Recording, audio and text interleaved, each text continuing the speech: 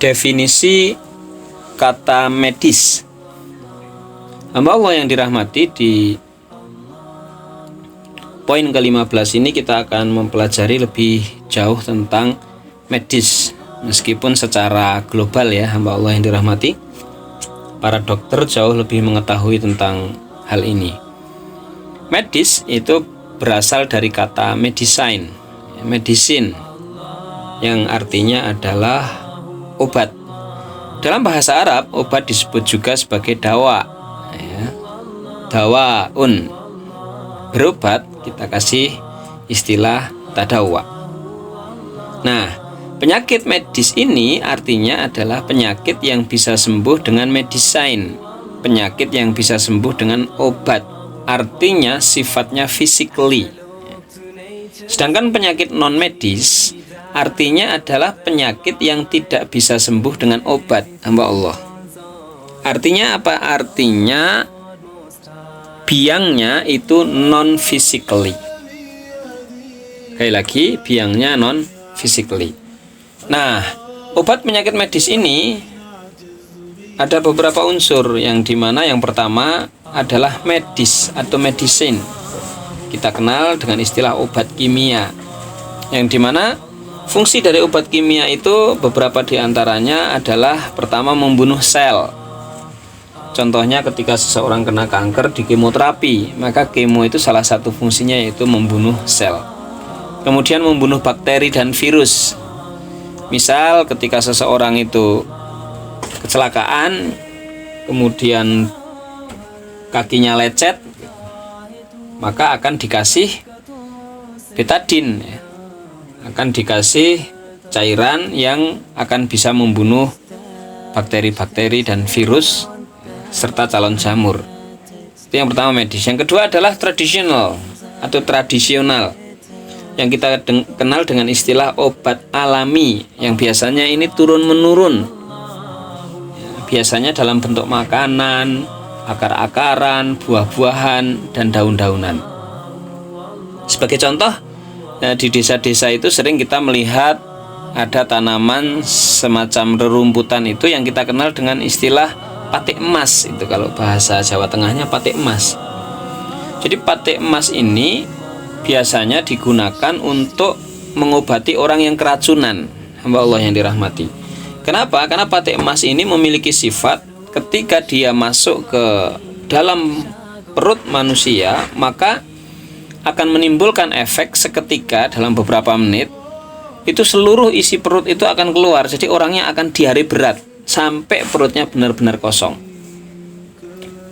Jadi orang yang sudah terlanjur memakan racun, ketika ditambah dengan meminum atau memakan patik emas ini, otomatis seluruh isi perut termasuk racun itu akan keluar dan belum sempat terserap oleh tubuh kita. Kemudian obat penyakit medis yang selanjutnya adalah nutrisi. Nutrisi ini bisa makanan, bisa buah-buahan yang tentunya diperlukan oleh tubuh. Misalnya orang yang kekurangan vitamin C, kemudian dia memakan jeruk. Jadi jeruk itu sebagai makanan plus sebagai nutrisi. Kemudian yang keempat adalah air.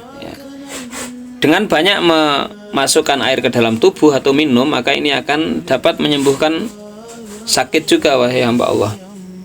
Misal seseorang itu dia masuk angin, agak ngergesi gitu kalau bahasa Jawanya. Maka ketika orang ini meminum air hangat di dalam dosis tertentu, maka akan bisa menyembuhkan penyakit ngergesi ini tadi.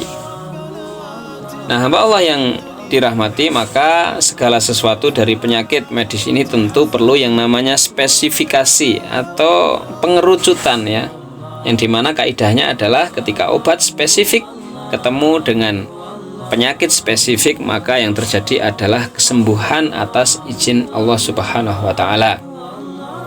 Allah yang dirahmati, perlu diketahui bahwa seringkali yang menjadi sumber dari segala penyakit di dalam tubuh manusia ini adalah perut. Kata Nabi, tidaklah anak Adam memenuhi wadah yang lebih buruk kecuali perut. Artinya wadah atau tempat yang ketika itu dipenuhi yang akan menimbulkan madharat itu perut.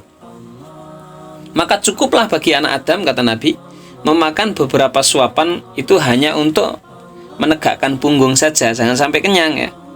Namun jika ia harus ingin melebihkannya, kata Nabi, hendaklah sepertiganya itu diisi makanan, sepertiga diisi minuman, dan sepertiga lagi diisi udara untuk bernafas. Maka konsep kekenyangan ini benar-benar dalam Islam juga